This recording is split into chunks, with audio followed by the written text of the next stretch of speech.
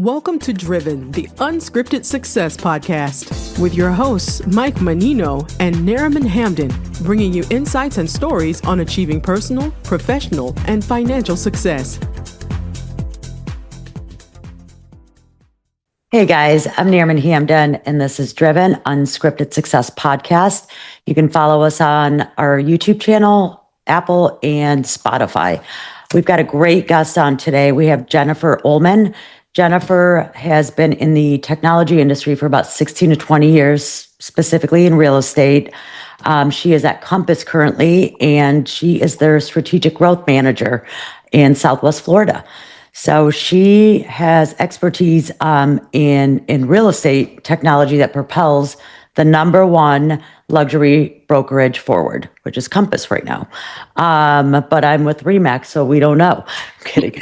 But she is also a member of Holistic Sales Company that underscores her holistic approach to professional development. She is also a member of the Junior League of Fort Myers. So she was on the board with them last year and still advocates for them. How are you, Jennifer? I'm great. How are you, Nariman? Thank you so much for having me today. Yeah, thank you for coming on. And so Southwest Florida, so you are in Naples-area, I believe. Yes, I am. So I live in Estero. I work in Naples. So I'm the strategic growth manager for Compass. So I'm in Naples all the time. We have two locations in Naples, one on Fifth Avenue and one in Pelican Bay. Awesome. So why don't you start off and give us a quick Snapchat of your business and what you do and how you got to where you are today? Sure. So in my role as strategic growth manager, I'm really advocating and helping partner with individual real estate agents as well as entire brokerages in the Southwest Florida area and bringing them over to Compass. So, we have a lot to offer at Compass in terms of our technology, our support, et cetera. So I'm really guiding them through that education process and determining whether or not Compass is the right fit for them. I oversee that for everything from Marco Island all the way up to about the Punta Gorda area. Oh, wow. Yeah, so it's a big territory. I love what I do because I love helping people. And, for real estate agents, it's such a personal process. It's such a personal decision. And so I love getting to know people and know their stories and really help them make an important move, an important decision in their career and in their life. Yeah, I mean, it's one of the biggest decisions, if not, just about the biggest decision of their life, investing in a home, and especially for first-time buyers, if anything. So a lot goes into that, and there's a trust building, there's, becoming personal and one-on-one with them and empathizing. So a lot of logistics in it, as you know. Exactly. Yeah, it's one of the biggest purchases you make. And real estate agents, they're really advocating for their clients. And so at Compass, we want to provide them with all of the tools so that they can best navigate what may be the biggest purchase of that person's life up to that point. So absolutely. So when you think back, are there moments that you'd say really changed the game for you in your career? Definitely. Well, my background is actually in management consulting, and so very different than sales. Straight out of school, I went to work for some big consulting firms. And so when you think about like the movie Up in the Air with George Clooney, where he's getting on a plane every Monday morning and coming back every Thursday, I did that for like 7 years. And so it was the type of job where I got to kind of propel my career. I was in rooms with, executive teams or leadership at Fortune 500 companies at 22 years old. So it was amazing exposure. And back in 2013, I kind of got bitten with the entrepreneur bug, like a lot of people do, and had ideas floating around. And I was like, you know what, I'm going to take this leap. And so I started my own independent consulting firm. And I actually started as well. I started two companies. I started a short-term property management company. And so that's how I kind of got my foray into real estate. Now, I grew up around real estate, so I'm actually a native to this area. I grew up here in Naples. My mother was a real estate broker. My father was a real estate developer. So real estate was kind of in my blood. I was running around as a kid, playing on the construction sites. the big piles of dirt and things like that. So I always found real estate and construction and development fascinating, and noticed a need really in Chicago when you have like short-term rentals, you have pied-à-terres, you have a lot of students in Chicago, graduate students who are getting their MBA or they're getting another graduate degree. And what do these students do in the summertime? They leave their residences, they leave their condos, they go do internships in New York, in San Francisco, et cetera. So you have all of this inventory sitting there. And we kind of discovered that these students were creating Google Sheets and then sharing them with other students at other schools and trying to swap places. Interesting. Yeah. And so I'm going back into my mind as a consultant and I'm saying, okay, I was sick of being on the road, staying in a hotel every single week, schlepping my workout clothes back and forth. And wouldn't it be so nice to know where you're going to go every week for 3 months or 4 months or something like that? And also for the homeowner, to make that money in a really easy way where they have someone boots on the ground. So if they're out of town and they get a call that their toilet's broken or whatever from, the person staying in their place, they have a local property manager to call. Now, these days, this concept, there's companies here in Naples that do this, but back in 2013, 12, 13 years ago, it wasn't as prominent. Right. And so I started up that company and ran that for 3 years. And I'd say that was really one of my moments where I was like, I'm just going to go for this and do something different. So you have to believe in yourself, take a chance on yourself. I was bootstrapping that company initially. And then we got accepted into a business incubator. And it was just a lot of networking and talking about yourself and talking about your idea. And it can feel really scary to put yourself out there at first, because you don't have the backing, right, of a company behind you. You don't have, you're not proven in the market. It's like, who are you? What's your experience here?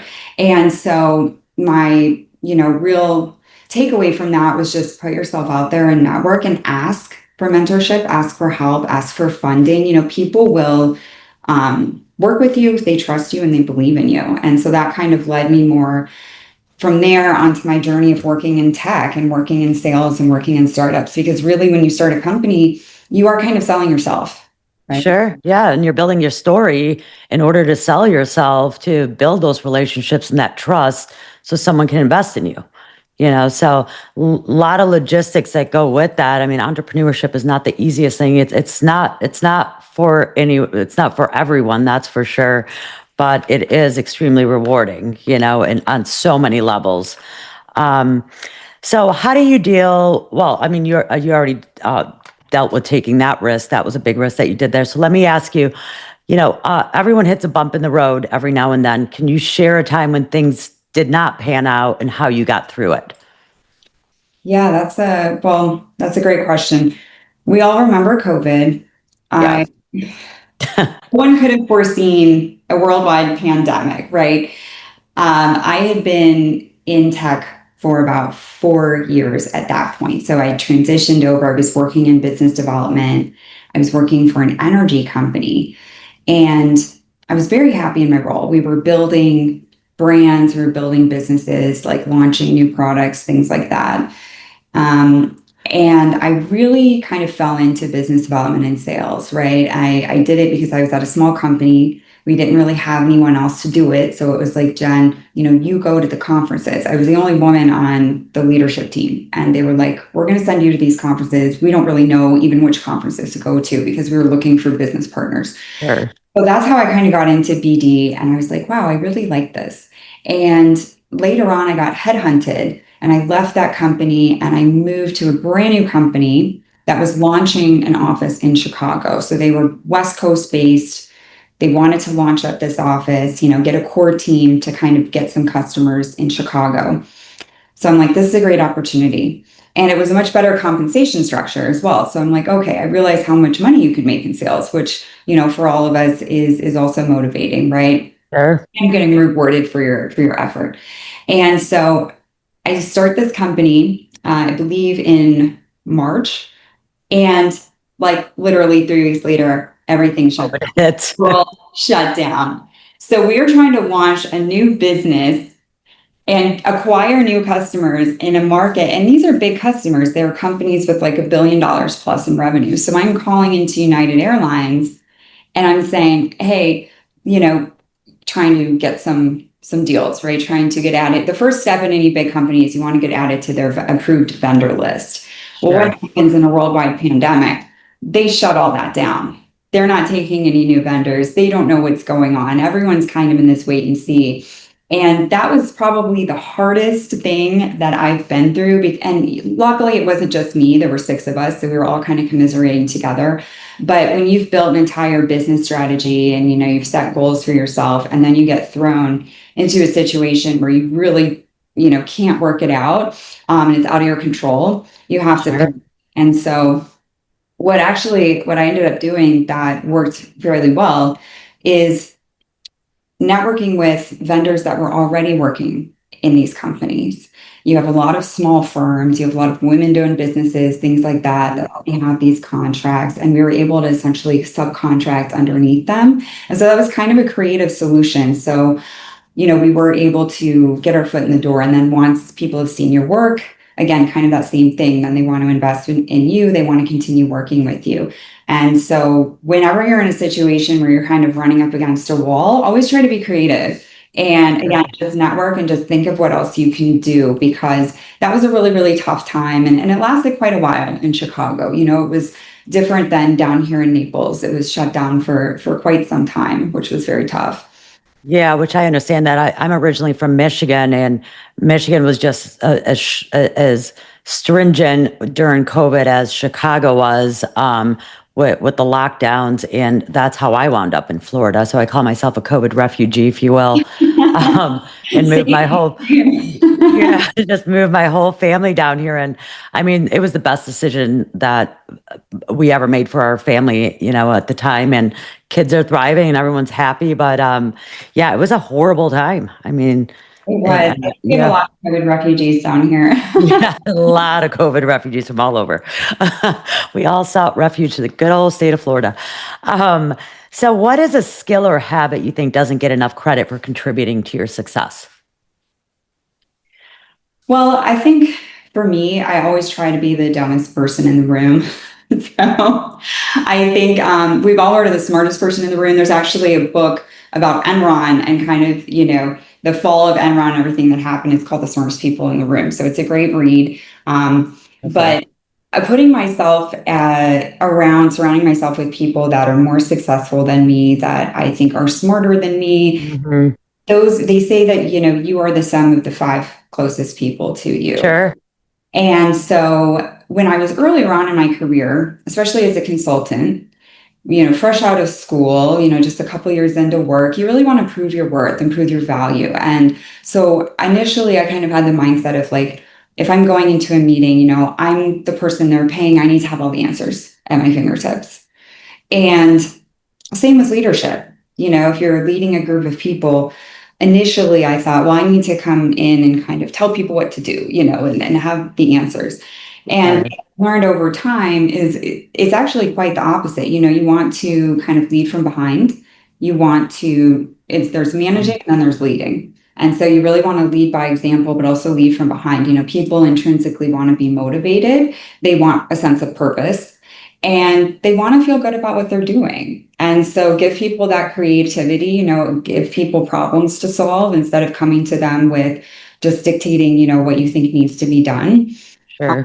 So that's a big one for me. And, also just not being afraid to speak up. So again, like earlier on in my career, you're in a room with a bunch of people and you do feel like, again, if you do feel like the less experienced person in that room, maybe you don't want to speak up. And again, over time, I've learned, especially as a woman, if you know your stuff, right?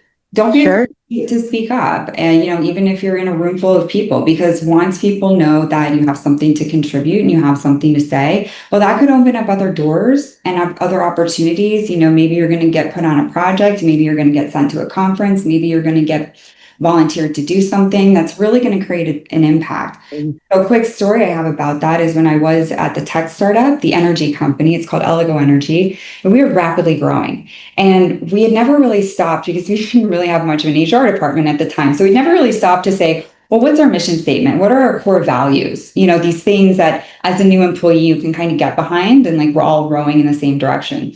And So I just brought this up in like a leadership meeting. Like, I'm noticing the big disconnect, right, between like tech, operations. We're all kind of going over here, going over there, and we're trying to accomplish the same thing, and our communication could be improved, et cetera. And so that was one thing where the CEO said to me, okay, well, why don't you take this on?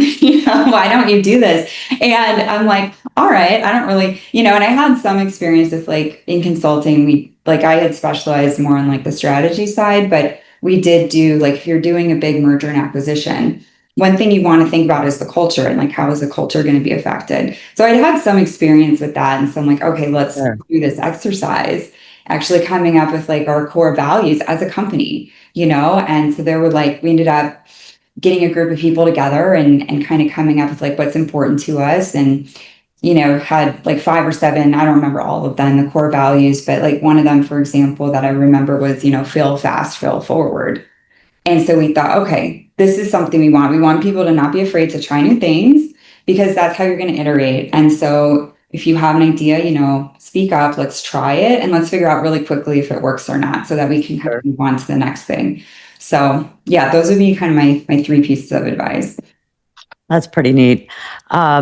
So, I'm sure leading a team has its challenges. What's your leadership style? And can you give us an example of how it helped you through a tough spot? Yeah, great question. So my leadership style has evolved over time. And really what I've learned at the end of the day is communication is just so important. So communicate early and often. Absolutely. And make sure that, you get people all rowing in the same direction, and admit your mistakes. So we're all human, we all kind of, and you, by doing that, by showing your human side, you build trust with your team. So I have a team of people that I work with here at Compass, and people want to build rapport. So get to know the people that you work with, ask them how their weekend was, learn what they're interested in. Just stopping by somebody's desk and having a 5-minute conversation with them on a Monday morning will really help you. Don't just see people kind of in and out of meetings. And then with your team, again, understanding that everyone wants to have a sense of purpose. So throw something out there, let somebody take on an initiative and collaborate and see what you can come up with. Because oftentimes the solution when you're working in a group like that and you're getting feedback from multiple people, you end up with something better and different than what you initially set out to accomplish. So really, getting feedback from everybody that you're managing, everyone in the company. Yeah, it becomes like a big masterminding session, and allows people to feel comfortable enough and empowers them, in the sense to be able to assign something to an individual, and then they collaborate with other team members. And when they actually implement it and make it happen, there's the the satisfaction and gratification of that in itself for them, which makes them want to do more for the company and for the team. Yeah, exactly. And part of that I would add on to is just give kudos, give a lot of kudos. Yes.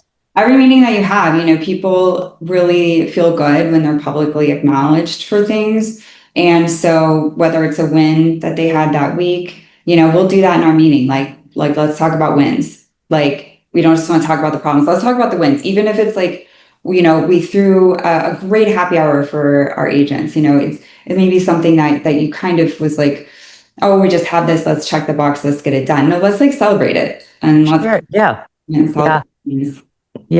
had a guest on right before you that made a point of this about that, slow down and kind of like smell the roses, if you will, but per se. And it was, she said, majority of people don't stop to celebrate each accomplishment through their career, life, and everything. It's just like, oh, okay, check that off the box, check that off the box, check that off the box. Let's keep moving on to the next, and not recognizing that, hey, we just did this. We just accomplished this. So just like what you said, take a moment to celebrate that and acknowledge it. So true. Yeah, take a moment to stop. And even personally, like one thing that made a big difference for me was like at the end of the workday, we all kind of check and see, well, what's tomorrow look like? When do I have my first meeting, et cetera? What do I need to do? But pause and take a look at what you got accomplished that day. and just like for yourself, like what did I get done today, and what went well, what didn't go well, and check in with yourself. And it just Sure. very helpful. Yeah, for sure. So when you're building your dream team, what's one of the traits that you look for and why? Tenacity, I'd say grit, which I love the word grit. So Yes. I always love hearing stories about people, like in their experience, like, tell me about a time where you really had to hustle and have that grit and think outside the box. I love Sure. what people have done and how they've overcome, a difficult challenge with thinking outside the box. And so it doesn't even have to be work related. You can be hiring people that are straight out of school. And it's like, tell me about a group project that you did and things didn't go well, or you're working with a really difficult person. How did you get this done? And so somebody that can kind of think outside the box, you see that they're very hungry to have a sense of purpose and make a difference. And, Sure. also I think for people, it's very difficult to hire sometimes because you have so many candidates for a position. Mhm. But I really appreciate the people that just kind of apply for a position. I've hired people in the past that maybe they didn't have every single qualification. And those are the people that you end up, wow, these are some of the best employees that I've ever had, because you're also like taking a chance on them just because, you can sense when you talk to people kind of how hungry they are to Sure. perform in that role. And so that's some of the advice that I would have there. Yeah, absolutely. And it's like, you know, uh, as you were saying, to select some of those type of character traits, it's, you just know, like someone having the grit factor to be able to grind through whatever. I mean, you want 10 of those, as opposed to Exactly. any degree or You resume. want You're the like, you want the grit factor, because regardless of yes, whatever somebody was hired to do, I mean, curveballs are going to get thrown your way, and you want to absolutely. have a good team like in the hole with you, right? And you're like, I have my team around me, so I know that we're going to get through this together. I know I can rely on them because I've seen how they've like relied on themselves in different situations. Sure, sure. Yeah, they're grinders. So, speaking of thinking outside the box, how do you encourage your team to think outside the box and bring new ideas to the table? Great question. So, as we think about our territory and we think about getting the word out about Compass and what we are, and everything like that, the nice thing is I kind of have free reign to really publicize, the team and everything that we bring. And so something that we've started doing a lot more of is social media. Today with social media, I'm finding more and more that that's the way that people are getting in touch with us. That's the way Sure, people are learning about us. And so really going above and beyond, what Compass does as a company. We put out a lot of webinars, thought leadership, et cetera, at that national level. But here locally, I really like to kind of get the word out organically. So, I myself, and I encourage other people, like, get to know people in the community. It's all about relationships. So whether it's, supporting other brokerages, supporting other agent events, we're all in this together. And sure, all community. So just having a good reputation, going out there and doing good in the community. We have something called Compass Cares, where we'll do a beach cleanup or we'll do other volunteer activities. And it's just about promoting like the culture and who we are. And so those sure. are kind of some of the unique ways that we really try to go above and beyond and make it an impact so that, we're associated with positive things and more than just, being a brokerage on Fifth Avenue. Sure. And then you're giving back to the community and being involved, in a humbling way, and being able to get together with the community and clean up the beaches, or, do fundraisers, or what have you that the community needs or requires. So that's a great program you guys got set up there. That's pretty sweet. Um, And I'll say so one more thing on that. yeah, It's also highlighting people's stories. So everybody has a story. So when I work with agents, I want to highlight what's their story. A lot of these people, it's their second careers. We have a very entrepreneurial culture at Compass. And so I love being able to highlight, why did you as an agent decide that Compass was the right fit for you. And it's not just coming from me. It's not just coming from my team. It's actually coming from the agents themselves or the broker owners themselves that have decided this. Which makes it more personal. You know what I mean? It makes it, hearing someone's story makes it more one-on-one and more relatable with the masses. Exactly. Yeah. You have people from all different backgrounds, kind of all different situations, and what resonates with one person might be different than what resonates with somebody else. Sure. So what's a day in your life look like, and how do you juggle work and everything else? Great question. It should be good. So I always start my day with a workout. So for me, I have to move. And when you mentioned Holistic Sales Co., that's actually a virtual group that I'm a member of. And it kind of started around this idea of like physical fitness is mental fitness. Mm-hmm. So I try to move my body every single day, wake up, go out, get in the sunshine. Maybe one day it's going for a walk. Maybe another day it's going to the gym, but just like starting your day off without your phone and getting into the right mindset, spending a little bit of that time for yourself. So that's usually how I start my day. I'm in the office after that. I'm meeting with prospects, potential partners here at Compass, agents, brokers, things like that. And then I like to go out into the community, so there's another book that I'll recommend. It's called Never Eat Alone.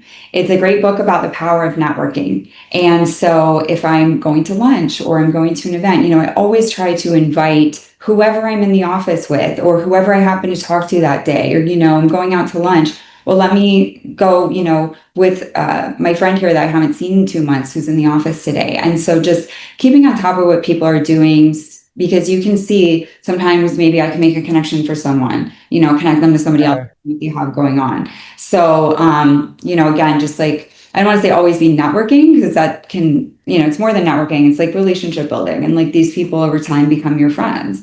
And, then in the evening, I like to spend time with my family, with my friends, and go to the beach, go shopping, like just like enjoying everything that we have here in the area. It's so nice that we live in a place where we can be outdoors.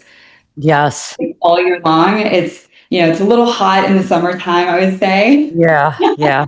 It's been extra swampy the past couple of weeks.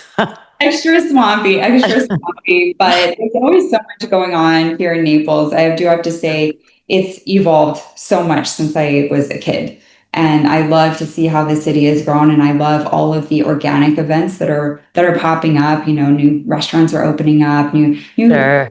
life is kind of coming in here. So I love just exploring and taking that all in. Yeah, I mean, I came down in 21, and it was pretty, up in like pretty established at that point as well. Naples, I mean, you growing up here, I mean, you see it completely different because there was nothing here from what I was told. But even in the past few years, it's me being here since 21. I mean, it's like on another level of development, and restaurants and activities and families, and there's a lot to do here. There's so much to do here. So there's really something for everybody. Absolutely. Interested in. And, if you look at the plans, the development plans for real estate, I mean, we've got, the Four Seasons coming here, called the Four Seasons Effect, which really helps elevate the entire area, because then other businesses, other restaurants, retail, et cetera, we're going to get more of that. And so, I mean, I have to use the GPS half the time when I'm driving around, because I'm like, oh, this is going to cut time off my commute, and we have tons of communities popping up. I mean, some of these areas of Naples now are just becoming almost like areas where, again, when I was younger, nobody lived there, right? Nobody really lived east of 75. And now you go east of 75 and you have entire enclaves of communities. And it's great for young families and things like that. So it's so nice to see more of that demographic kind of moving into the area. Yeah, for sure. And then I've noticed quite a bit, it's like the typical back in the day, it was like you'd buy a home in a community, and it was just that community. There's a clubhouse, a pool, tennis court, done. Now it's become like this lifestyle, where your home is, the kitchen is incorporated with the lanai, the outside area, and it's the lifestyle of them just wanting to live at home and do everything at home and immerse themselves there. So these communities are like offering so many amenities now, and not to mention the options with the builders and what they're constructing, creating the saunas in the house, creating the spa room or what have you. So the homes have actually become like a lifestyle as opposed to just a home. And that's one of the favorite parts about my career. You ask about what my typical day, going to broker opens. I love going to broker opens and supporting our agents and, networking and meeting new people. But these spec homes that are being built are just incredible. And it is, like you said, a whole lifestyle. You have a really nice flow from the kitchen to the entertaining area out to the fireplace, that you have. And then you've got the cooking area outdoors and the grills and the pool. Yeah.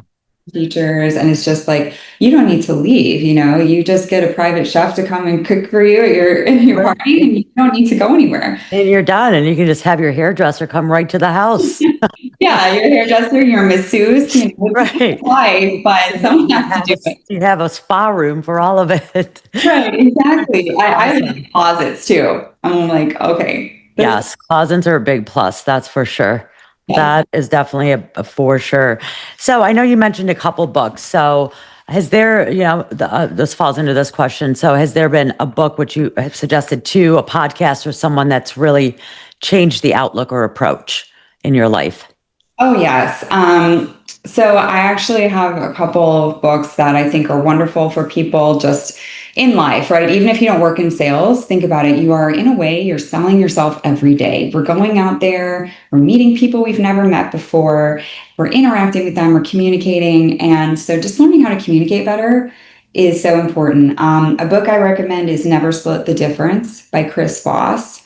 He is a former FBI hostage negotiator, and he wrote a book about his experiences, but he applies that to communication. So it could be anything from going to purchase a new car and kind of, how to go through that situation to really get the best deal for yourself, working in sales, working in business, to even like just your interpersonal, day-to-day conversations.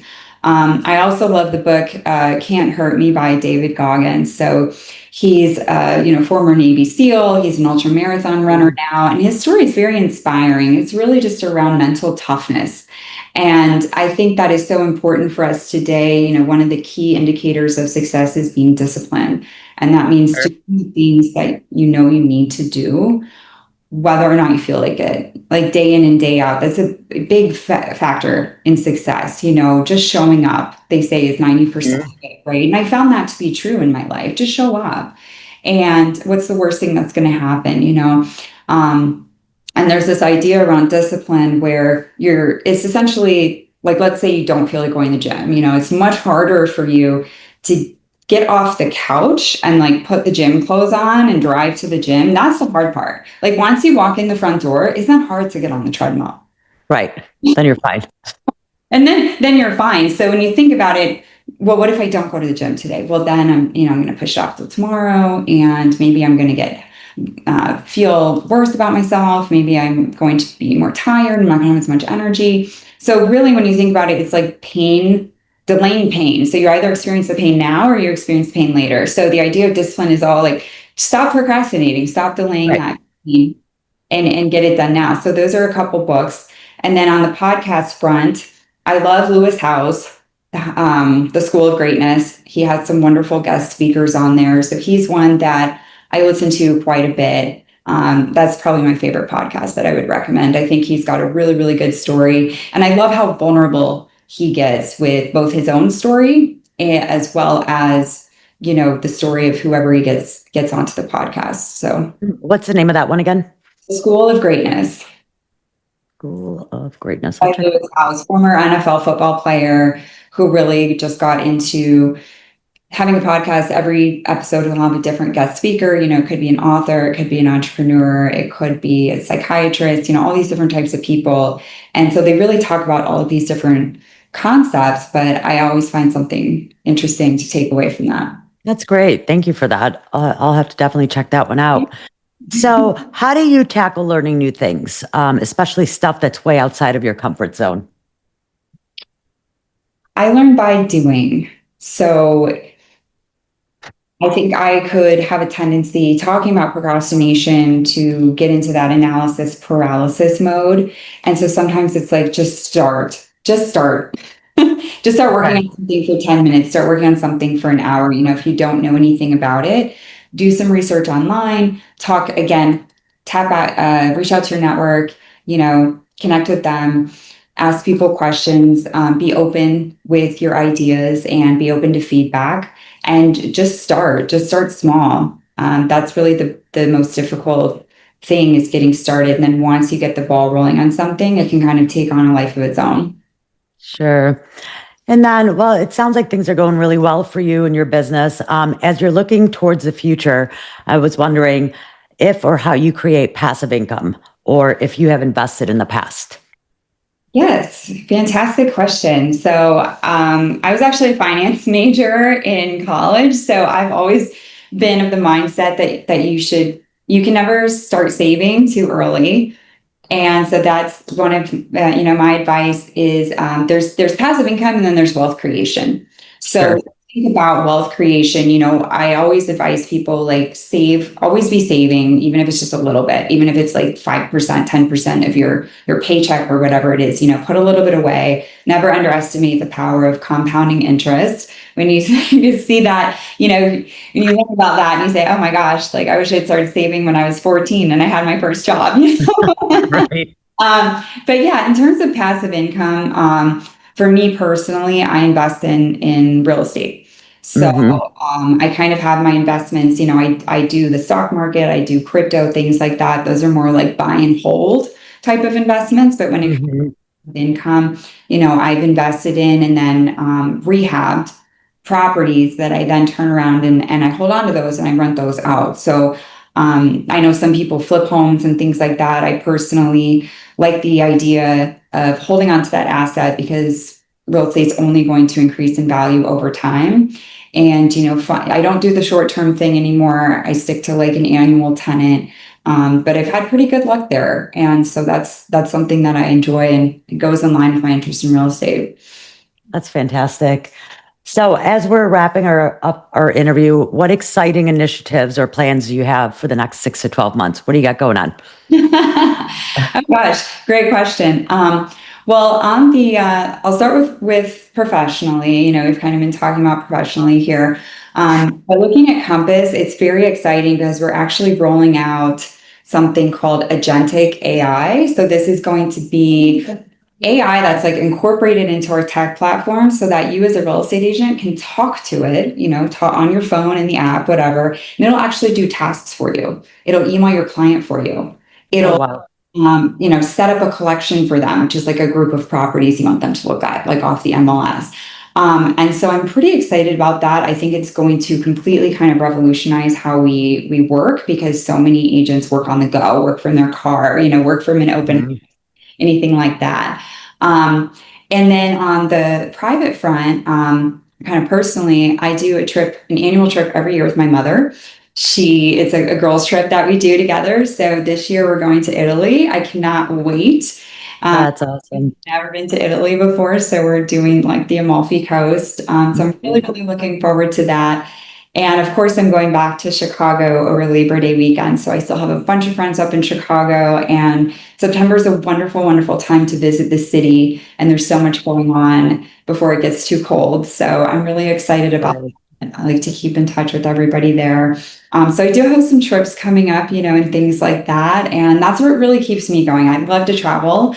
I know everybody says that, but, I've been to almost 50 countries. And so for me, I'm like, I have the travel bug, that's good for you. That's what I like to do, and just check out new places and discover. I think that it's so much fun. That's awesome. Well, I am so glad that you've got all this fun stuff coming up for you and in the trip with your mom. Thank you so much for coming on today. I really appreciate it. So if someone wants to connect with you, how do they connect? Wonderful. So thank you so much, Nariman. It's been a real pleasure. I've really enjoyed, the conversation today.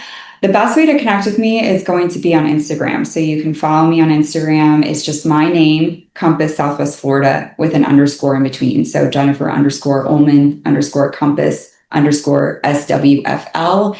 You can follow my content. You can DM me. I'm happy to have conversations with anybody that wants to learn more about anything I've talked about today. Awesome. Well, thank you so much for coming on again. And thanks for tuning in, guys. We'll see you next time. Thanks for listening to Driven, the Unscripted Success Podcast. Want to share your story? Apply to be a guest at drivensuccesspodcast.com/guest.